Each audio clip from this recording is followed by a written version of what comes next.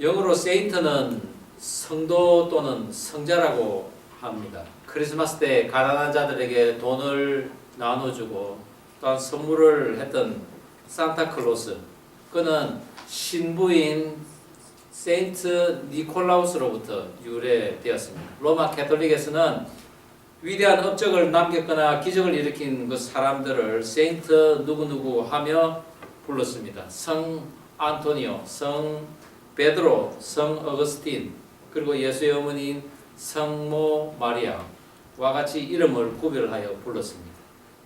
성경에서 성도란 특별하게 거룩하게 구별된 사람들을 말합니다. 그러나 그것은 그 사람이 거룩해서 구별된 것은 아닙니다. 이 거룩이라는 단어는 오직 하나님 한 분만이 거룩하시기에 하나님 외에는 우리 인간은 그 거룩이라는 단어를 쓸 수가 없습니다. 다만 거룩하신 하나님께서 그분의 목적을 위하여 따로 구별하여서 보호하시는 그런 자들이 있는데 그 자들을 하나님께서는 성도라고 부르신 것입니다. 그래서 그 성도들은 성도들 간에 높고 낮음이 없습니다. 다 한 성령을 받은 지체일 뿐입니다. 그래서 이 성도에게 제외된다면 하나님께서는 사단의 종으로 분류할 뿐인 것입니다. 지난주에는 우리가 하나님께 대적하는 완악한 자에 대한 말씀을 나누었습니다. 내 마음을 스스로 꽉 묶어 붙게 하여서, 그리고 나의 마음과 나의 사상이, 나의 자아가 너무나 강해서 하나님의 그 기적을 실제로 보면서도 거부하는 억세고 사납고 완악한 그런 성격을 가진 자를 우리는 돌아보는 시간이었습니다. 하나님께서는 이스라엘 백성들을 애굽 땅에서 인도해 내시면서 많은 사람들을 보여주셨습니다. 그것은 너희들은 이 모습을 보고 어떻게 살 것인가 선택해라는 것이었습니다. 어떻습니까? 바로 왕, 그리고 채찍을 맞은 이스라엘 기록원, 그리고 바로의 관리들 모세와 아론, 그 중에 나의 모습도 있다는 것입니다. 오늘 우리가 살펴볼 출애굽기 10장은 다양한 사람들 가운데 특별히 하나님의 백성들에 대한 그 하나님의 인도하심을 보여주는 장입니다. 하나님께서는 당신의 백성 성도들을 하나님을 대적하는 애굽 백성들과는 구별하여서 하나님이 지정하신 곳에 안전하게 두셨습니다. 애굽을 향한 그 재앙이 막바지를 향해 달려가는 가운데 지금까지 바로와 애굽 백성에게 내린 7가지 그 재앙은 바로 왕 입장에서는 좀 불편하고 그러나 손해가 이만저만 나지 않는 그런 재앙이었습니다. 그렇지만 바로는 견딜만 했습니다. 왜 그렇습니까? 피로 변한 나일강은 백성들을 통해서 우물을 파서 물을 얻으면 되었습니다. 죽은 개구리 냄새가 나지만은 참을만 했습니다.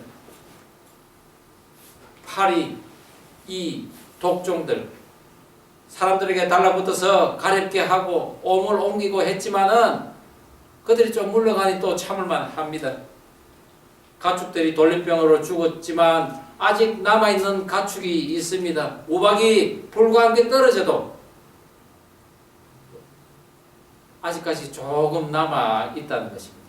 더군다나 바로의 창고는 아마 먹을 것이 산더미처럼 쌓여 있었을 것입니다. 백성들만 고통스러울 뿐입니다.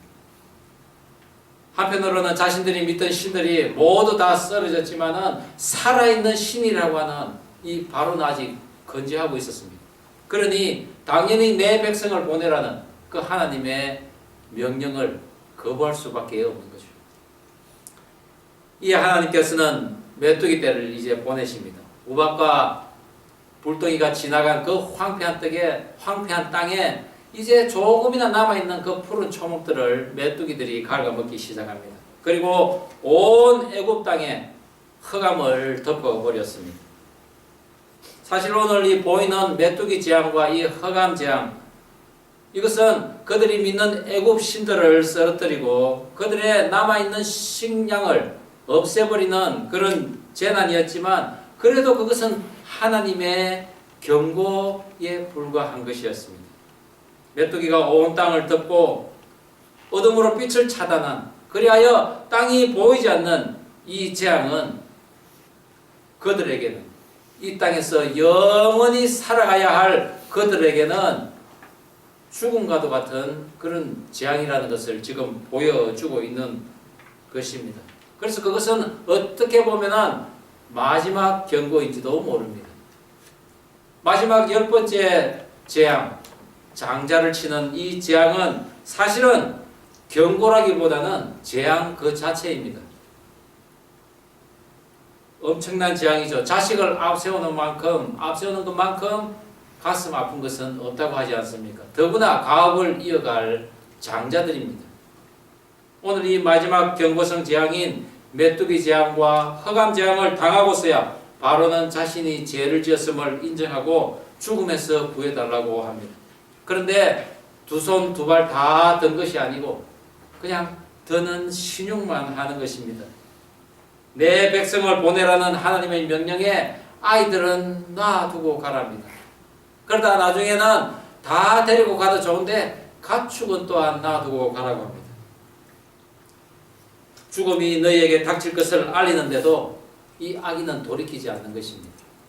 그러나 하나님께서는 그 가운데서도 이스라엘 백성들이 살고 있는 그 고센 땅에는 빛을 비추시고 하나님의 백성에게는 이와 같은 빛과 같은 생명을 주시리라는 징조를 모두에게 보이십니다. 고센 땅에는 빛이 있었더라. 오늘 저는 하나님께서 빛을 비추신 그 고센 땅에서 사는 하나님의 백성, 성도의 모습은 과연 어떤 모습인지, 고센 땅에 빛이 있었더라 라는 제목으로 하나님의 은혜를 나누고자 합니다. 고센 땅에 사는 하나님의 백성, 그 첫 번째는 하나님을 자녀손손 전해야 한다는 것입니다. 오늘 본문 10장 2절 말씀 다시 한번 한 목소리로 읽어보겠습니다. 시작. 내게 내가 애굽에서 행한 일들 곧 내가 그들 가운데에서 행한 표징을 내 아들과 내 자손의 귀에 전하기 위함이라. 너희는 내가 여호와인 줄을 알리라. 하나님께서는 모세에게 내가 지금 바로에게 어떤 표징을 보일 것인데 그것을 너는 내 아들과 그 자손들에게 전해라고 명령하십니다. 세월이 지나면 잊어버릴 수 있는 그런 하나님이 아니라 너희가 지금 분명히 경험한 너희 눈앞에서 일어난 이 실제적인 일들을 행하신 그 하나님께서 나중에 너희들이 너희 자손에게 전할 그 시점에도 영원히 계실 여호와 하나님이시라는 것을 알리고 전해라는 것입니다. 한편 7번의 그 재앙을 내렸지만은 여전히 움직이지 않는 그 바로에게는 하나님께서 마지막 경고를 주십니다. 너가 어느 때까지 내 앞에서 겸비하지 아니하겠느냐? 내가 언제까지 너에게 참으리요? 라는 말씀입니다. 내 백성을 보내라는 그 7번째 명령을 내리시며 너희가 거부하면 메뚜기를 보낸다는 것입니다. 그리고 남아있는 것을 모조리 다 먹어버릴 것이라고 합니다.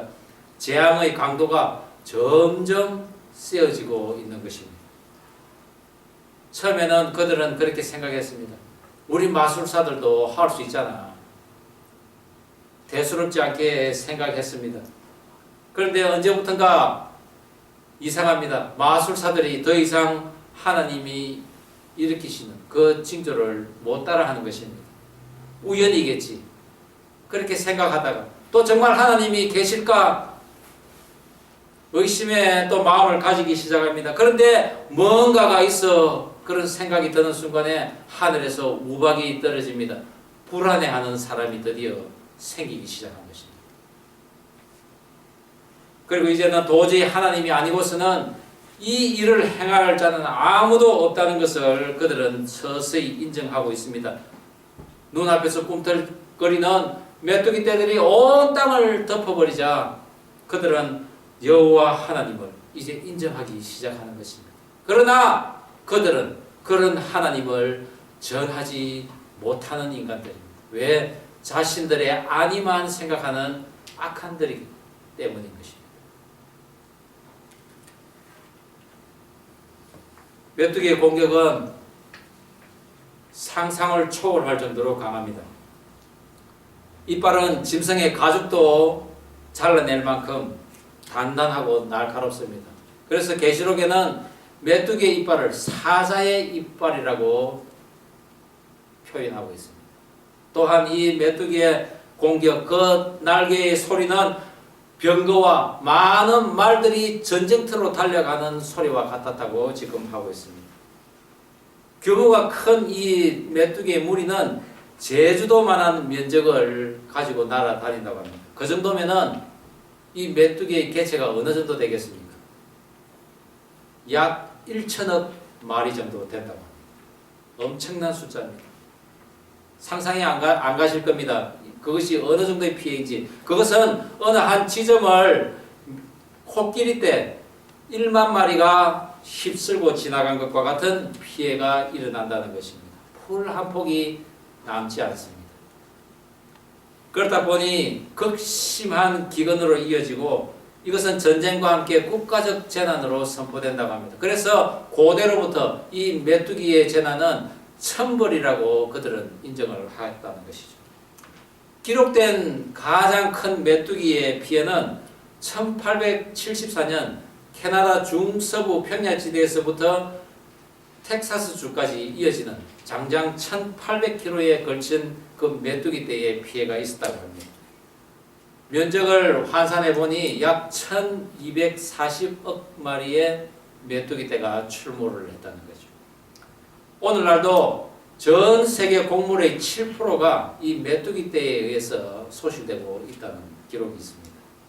그런데 흥미로운 사실은 이 메뚜기가 혼자 있을 때는 아주 온순하다고 합니다. 사람을 공격하고 어떤 짐승을 공격하지는 않습니다. 그러나 이 메뚜기 떼가 무리를 지으면은 난폭해진다고 합니다. 공격적이 된다고 합니다. 왜 그러냐고 과학자들이 조사해 보니 세로토닌이라는 이 호르몬 때문이라고 합니다. 이 호르몬은 심한 스트레스, 그리고 긴장감, 그리고 분노 등을 약화시키는 요소를 가지고 있답니다. 그런데 왜 난폭해지고 공격적일까요? 이 세로토닌이라는 이 호르몬은 사람을 기분 좋게 하는 행복의 유전자라고 불리고 있다는 거죠. 그래서 이 메뚜기 떼가 행복해지니까 마구 달려들어서 물어뜯고 한다는 것입니다. 하나님에게는 이 행복의 유전자지만은 악인에게는 심판의 유전자로도 지금 쓰이고 있다는 것입니다. 하나님께서는 낮부터 밤까지 계속해서 동풍을 불게 하셔서 이 메뚜기 떼를 불어오게 합니다. 메뚜기는 사실은 한 번만에 멀리 날지 못합니다. 그러나 바람을 이용해서는 바다까지 건널 수 있다고 합니다. 보통 이 애굽으로 오는 메뚜기는 남쪽에서는 이디오피아 지역에서 남풍을 타고 애굽으로 옵니다. 그리고 서쪽 리비아 쪽에서는 서풍을 타고 애굽으로 온다고 하는데, 오늘 본문에서 하나님께서는 동풍을 이용해서 메뚜기 떼를 몰고 왔다고 했는데, 그곳에는 홍해 바다와 사라 사막밖에 없습니다. 이처럼 사막에는 메뚜기 떼가 없는데도 불구하고 그 메뚜기를 몰고 온 것은 하나님의 이적은 불가능한 곳에서도 일어난다는 것입니다. 이런 하나님을 너희들은 전해라는 것이죠. 낮인데도 하늘을 가득 메운 그 메뚜기 떼로 인해 온 천지가 암흑으로 변하고 온 땅을 덮었기에 마치 땅이 숨을 쉴 수 없을 만큼 질식하는 듯한 모습으로 변한 것입니다. 그야말로 공포 그 자체입니다. 그들이 섬기던 땅의 신 겟, 그리고 하늘의 신 누트, 대기의 신 슈가 모두 여호와 하나님 앞에 무릎을 꿇은 것입니다. 땅이 어두워졌다는 것은 곧 죽음이 임했다는 것을 의미합니다. 그러자 애굽의 관리들이 뭐라고 이야기합니까? 왕은 아직도 애굽이 망한 줄을 모르시나이까? 그들은 이제 애굽이 망했다는 것을 인정한 것입니다. 마침내 애굽 땅이 온통 황폐해지는 것을 본 그 바로는 그것은 곧 죽음이라고 생각했습니다. 그래서 자신의 멸망이 마치 메뚜기 떼에 뒤덮인 그 애굽 땅과 같이 다가올 것이라고 그는 생각했던 것이죠. 그리고 자신이 죄를 지었다고 자백하면서 메뚜기 떼를 제발 물러가게 해달라고 합니다. 꿈쩍도 하지 않을 것 같은 그 바로가 드디어 여호와 하나님 앞에 무릎을 꿇은 것입니다. 하나님께서는 이런 악인의 회개를 기다리며 메뚜기 떼를 물러가게 하십니다. 여호와께서 강렬한 서풍을 불게 하시니 죽음과 같은 메뚜기 떼가 다 물러가 버린 것입니다. 이 엄청난 광경을 바라보던 그 이스라엘 백성들 어땠습니까? 여러 가지 그동안 징조들을 경험했을 것입니다. 그런데 이 순간 정말 하나님이 아니고서는 어떤 자도 할 수 없다는 것을 그들도 인정합니다. 동풍을 불게 하여서 메뚜기 떼를 몰고 오시고, 그리고 서풍을 불어서 메뚜기를 다시 물러가게 하시는 자연을 다스리는 여호와 하나님을 그들은 어찌 전하지 않을 수 있겠습니까? 우리들도 살아가면서 이런 하나님의 역사심을 경험해야지만 우리 후손에게 그런 하나님을 전할 수 있을 것입니다. 막연히 지금 생각해보니 하나님께서 하셨어. 그래, 그때 하나님이 하신 거 맞아. 이렇게 생각할 수 있겠지만은 특별한 체험이 없이는 우리 자녀 손손에게 정말 하나님이 살아계셔서 하신 그 엄청난 일들을 정말 자신 있게 전하지 못한다는 것입니다. 왜 그럴까요? 직접 자신이 체험을 하지 못하는 것입니다. 그것은 하나님을 믿지 못함으로 기도하지 않아서 그런 것입니다. 내가 무엇이 필요할 때나 죽을 위기가 닥쳤을 때 우리는 어떻게 합니까? 간절히 매달리지 않습니까? 만약 우리가 우리 주변에 있는 사람들에게 내가 죽을 것 같으니 나를 살려주세요, 도와주세요 한다고 옆에 사는 사람들이 나를 그렇게 도와줄 것 같습니까? 결코 그렇지 않습니다. 얼마 전 뉴스에서 오늘날 우리 이웃들은 어떻게 살고 있는가? 이웃은 무엇인가? 나는 도움을 어디서 구할 수 있는가를 한번 리포터가 나가서 조사를 한 적이 있습니다. 어느 한 기자가 자신이 3년 동안 사는 그 아파트 단지를 돌아다니면서 옆집 문을 두드리며 옆집 메토에 사는 사람인데 드라이브, 공구를 좀 빌리러 왔습니다 했는데 아무도 그 중에 23집인가 문을 두드렸는데 반 이상은 문도 열어주지 않더라는 것입니다. 그리고 어느 집도 드라이버를 빌려주는 집이 없더라는 것입니다. 우리가 강구해야 할 대상이 누군지 우리는 정확히 알아야 됩니다.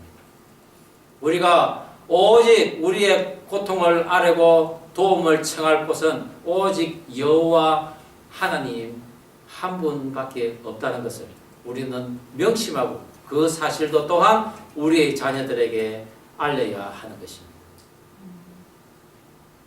예레미야서 33장 3절에 뭐라고 되어 있습니까? 너는 내게 부르짖으라. 내가 내게 응답하겠고 내가 알지 못하는 크고 엄밀한 일을 내게 보이리라고 하신 그 말씀을 우리는 우리 가슴속에 반드시 묻고 명심해야 할 것입니다. 하나님께 간구하는 자만이 하나님이 하실 크고 엄밀한 일을 경험할 수 있습니다. 그리할 때 우리도 그 하나님을 또한 전할 수 있는 것입니다. 예수님께서도 제자들에게 하신 말씀이 있습니다. 누가복음 6장 47절에 내게 나와 내 말을 듣고 행하는 자마다 누구와 같은 것을 내가 너희에게 보이리라 라고 예수님께서도 말씀하셨습니다. 즉 예수님 앞으로 나오는 자, 즉 예수님을 구주로 시인한 자가 주님의 말씀을 듣고 행할 수 있으며 그리고 주님께서 하실 일을 볼 수 있다는 것입니다. 말씀 가운데 기도하며 그리고 그 말씀대로 행할 때 주님께서 보이시겠다는 것입니다. 이것이 우리 성도가 가질 수 있는 은혜입니다. 이런 체험이 있다면 우리의 자녀들뿐만 아니라 우리 주변의 어떤 사람에게도 우리는 하나님을 전할 수 있음을 믿으시기 바랍니다. 저희들도 그동안 많은 일들 가운데서 정말 기도한 일만이 하나님께서 하셨다는 것을 인정할 수밖에 없습니다. 정말 상식적으로는 이해가 안 되고 그리고 불가능하다고 생각한 그런 것들을 우리가 기도했을 때 하나님께서 이루셨다는 것입니다. 그리고 우리 자녀들에게는 그것은 결코 우리 부모의 힘도 아니요 능도 아니요 오직 하나님께서 하셨다는 것을 우리는 이야기할 수 있는 것입니다. 물론 때로는 힘든 일도 만날 수 있습니다. 그러나 그 하나님께서는 그런 힘들조차도 우리가 기도하는 가운데 모든 것을 합력하여서 선을 이루게 하신다는 것입니다. 그것 또한 우리는 자녀들에게 이야기할 수 있는 것입니다. 저기 보이는 그 애굽 땅, 엄청난 메뚜기 떼로 뒤덮인 하나님의 역사하심을 본 이스라엘 백성들이 바로 하나님을 전할 수 있었던 것처럼 나의 삶에서도 하나님의 큰 역사심을 언제나 체험하여서 그것을 나의 자녀, 손손 전할 수 있는 저와 여러분 되기를 주의 이름으로 축원합니다. 하나님께서 빛을 비추신 고센 땅에 사는 성도들, 두 번째는 하나님의 안전한 보호 속에 있었다는 것입니다. 본문 우리 10장 22절 다시 한번 한 목소리를 읽어보겠습니다. 시작. 모세가 하늘을 향하여 손을 내밀매 깜깜한 흑암이 3일 동안 애굽 온 땅에 있어서 23절 그동안은 사람들이 서로 볼 수 없으며 자기 처소에서 일어나는 자가 없으되 온 이스라엘 자손들이 거주하는 곳에는 빛이 있었더라. 하나님께서는 애굽인들에게 재앙을 내리시면서 이스라엘 백성들이 사는 그 고센 땅은 구별되게 했습니다. 물론 이스라엘 백성들이 사는 그 고센 땅에도 몇몇 징조들은 나타났을 것입니다. 왜냐하면 하나님이 하시는 일에 정인들이 되어야 하기 때문입니다. 그러나 애굽인같이 그렇게 심각한 재앙은 아니었습니다. 나일강이 피로 변하고 개구리가 올라와 악취를 내며 죽어가고 땅이 티끌이 이가 되었지만은 하나님께서는 그 이스라엘 백성에게는 그렇게 심각한 고통을 주지 않았다는 것입니다. 오히려 그것을 본 이스라엘 백성들은 야, 하나님께서 드디어 일을 시작하시는구나 그렇게 생각하지 않았겠습니까? 성도들에게도 물론 어려운 일은 닥칠 수 있습니다. 재난의 징조도 올 수 있다는 것입니다. 그러나 그것이 결코 멸망을 위한 징조가 아님을 우리는 명심해야 합니다. 악인에게는 멸망의 징조이지만은 성도에게는 그 뒤에 따라올 영광의 소망이 있는 그런 징조라는 것입니다.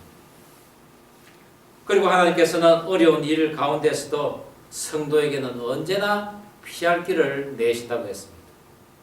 그래서 우리 고린도전서 10장 13절 말씀 너무나 귀중한 말씀입니다. 우리가 한 목소리를 한번 읽어볼까요? 사람이 시작. 사람이 감당할 시험 밖에는 너희가 당한 것이 없나니 오직 하나님은 미쁘사 너희가 감당하지 못할 시험 당함을 허락하지 아니하시고 시험 당할 즈음에 또한 피할 길을 내사 너희로 능히 감당하게 하시느니라. 할렐루야. 그래서 성도는 시험을 두려워하지 않아야 한다는 것입니다. 과연 네 번째 파리 재앙부터는 달랐습니다. 출애굽기 8장 24절에 보면은 이 파리 때로 인해 그 땅이 황폐해졌다고 했습니다.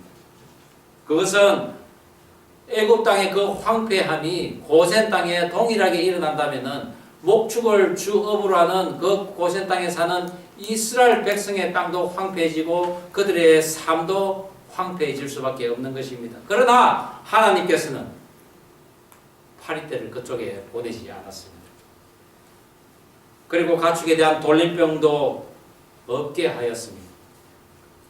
또한 생물체와 그 식물들을 상하게 한 우박, 그리고 한 치 앞도 볼 수 없는 그 흑암도 고센 땅에는 없게 하셨습니다. 하나님의 백성 성도를 철저히 하나님께서는 보호하고 계셨던 것입니다. 왜 그렇습니까? 그 고센 땅에 있는 이스라엘 백성들을 출애굽하여 하나님께서 약속하신 그 가나안 땅으로 데려가야 하기 때문입니다. 물론 그들의 짐승도 보호하신 이유는 그들이 출애굽한 이후에 먹고 살기 위함도 있습니다. 또한 하나님에게 제물로 드리기 위함도 있다는 것입니다. 그래서 성도들에게 부유한 그런 제물을 허락하신 이유도 하나님에게 들어야 할 몫이 반드시 있다는 것을 알게 하신 것입니다. 내 물질이 있는 곳에 내 마음이 있다고 하는 그 말씀도 우리 성도로서는 반드시 필요한 신앙의 모습이라는 것이죠. 바로의 간청으로 모세가 여호와께 간구하여 애굽 온 땅의 메뚜기를 물러가게 했는데도 바로가 변개를 합니다. 그리고 하나님께서는 애굽 땅에 흑암의 재앙을 보냅니다. 그것은 그들이 가장 강렬하게 의지하고 숭배해왔던 태양신 라가 무너지는 순간이었습니다. 애굽 온 땅에 어두움이 드리워지면서 서로가 볼 수 없고 더듬어서 물건을 찾는 각자의 처소에서 일어나는 자가 없는 그런 흑암이 3일 동안 계속됩니다. 성경에서 3일이라는 숫자는 완전함을 뜻한다고 했습니다. 즉 예수님께서 무덤에서 3일 동안 계시고 그리고 부활하신 것처럼 완전한 죽음을 거치고 난 이후에 예수님께서 부활하심을 알린 것과 또 동일하게 애굽에서의 그 3일간의 흑암은 그들의 신들, 태양신, 하늘의 신, 땅의 신, 지하의 신, 그리고 풍요와 행복을 가져다주는 모든 신들이 완전히 다 죽었음을 의미하는 것입니다.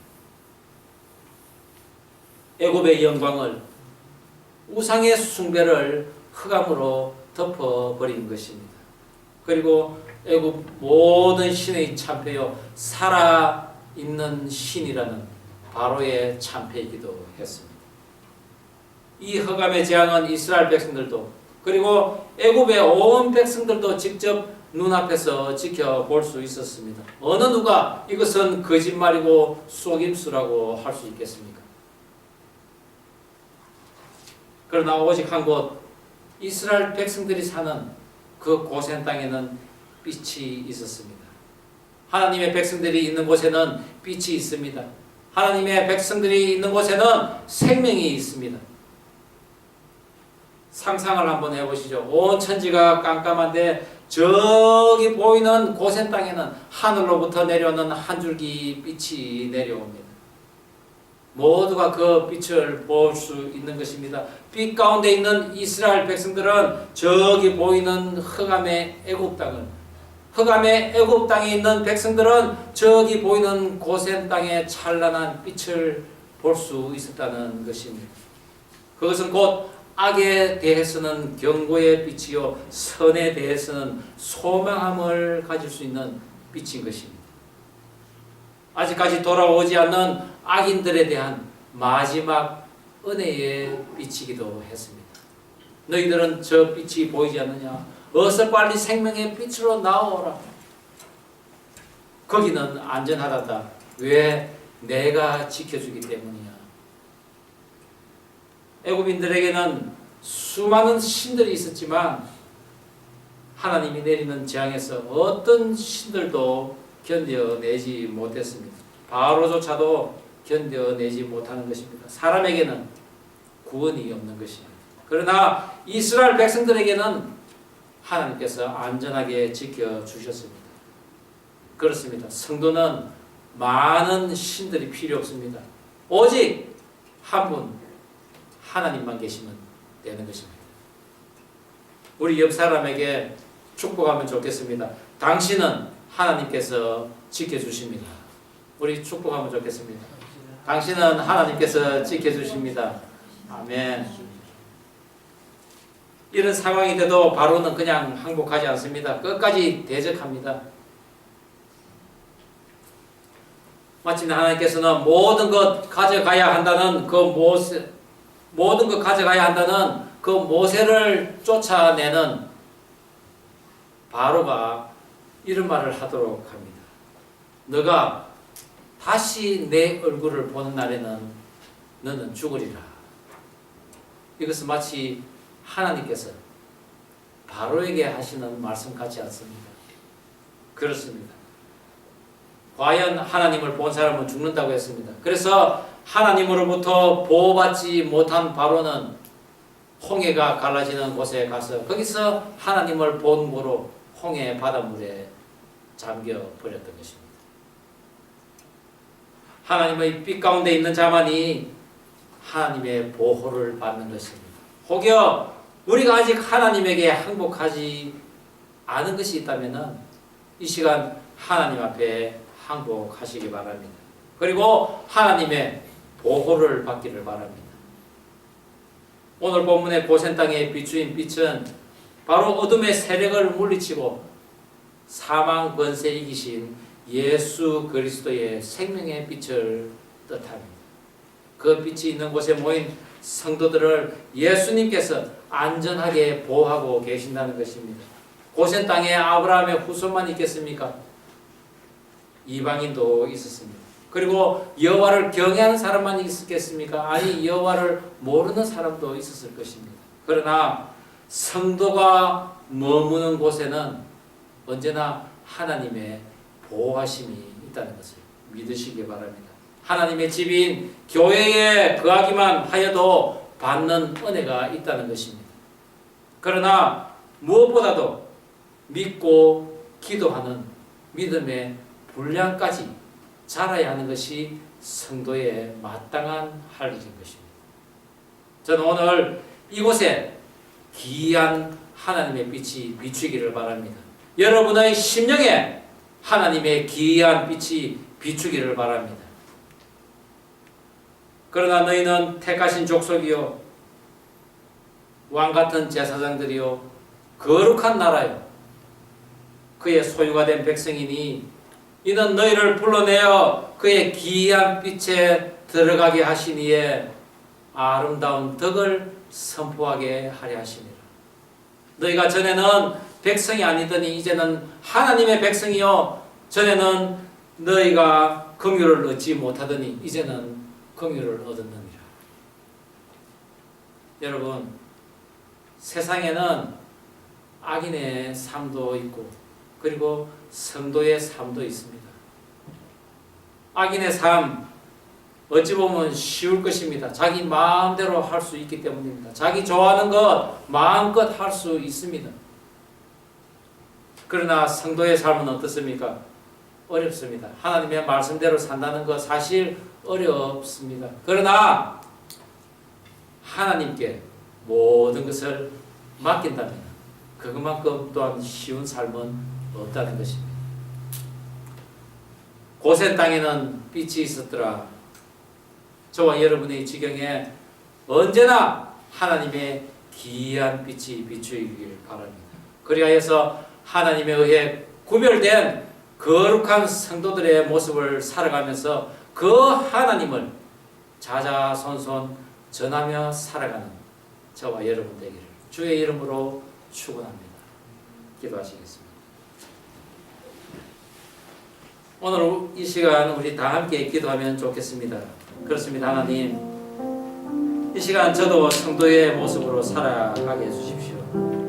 지금까지 행한 수많은 이적들 그 모든 것이 하나님께서 하셨다는 것을 밝히 알게 하여 주옵소서 라고 우리가 기도하면 좋겠습니다.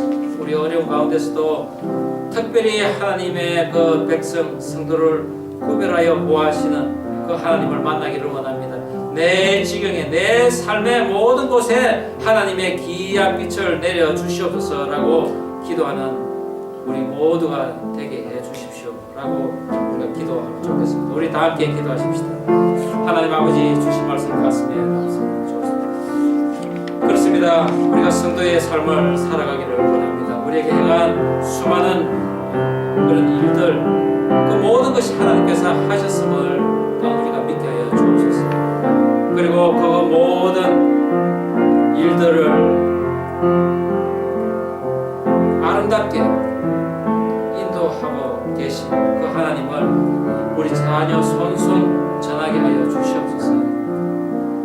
우리가 살고 있는 이 지경에 언제나 하나님의 놀라운 일들이 일어나게 하시고 악으로부터 어떠한 그런 더러운 영으로부터라도 지켜 주옵소서. 하나님 아버지 주신 말씀 가슴에 담습니다.